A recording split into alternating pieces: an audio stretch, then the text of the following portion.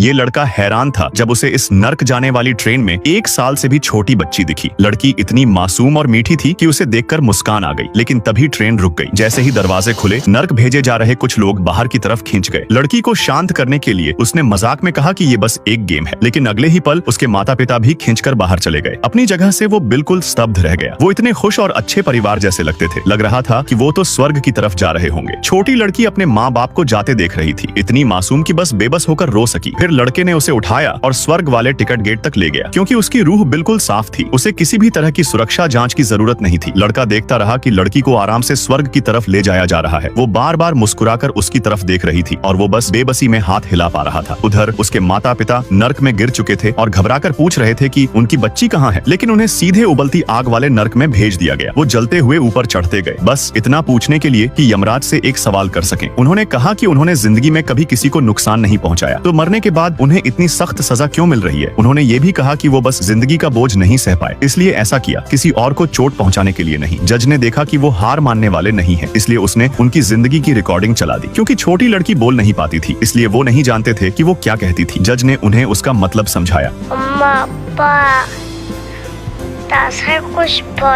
पता चला कि उन्हें डर था कि लड़की उनके मरने के बाद अकेली रह जाएगी, इसलिए खुदगर्जी में उसे भी अपने साथ ले जाने का सोच लिया। लेकिन ये उसकी इच्छा बिल्कुल नहीं थी। उन्होंने उसकी जिंदगी और मौत का फैसला खुद कर लिया, और यही उनका सबसे बड़ा गुनाह था। क्योंकि यमराज की नजर में हर जिंदगी जन्म लेते ही एक अलग पहचान रखती है, और कोई भी उसके भाग्य का फैसला करने का हक नहीं रखता। आपको क्या लगता है, सही किया या गलत?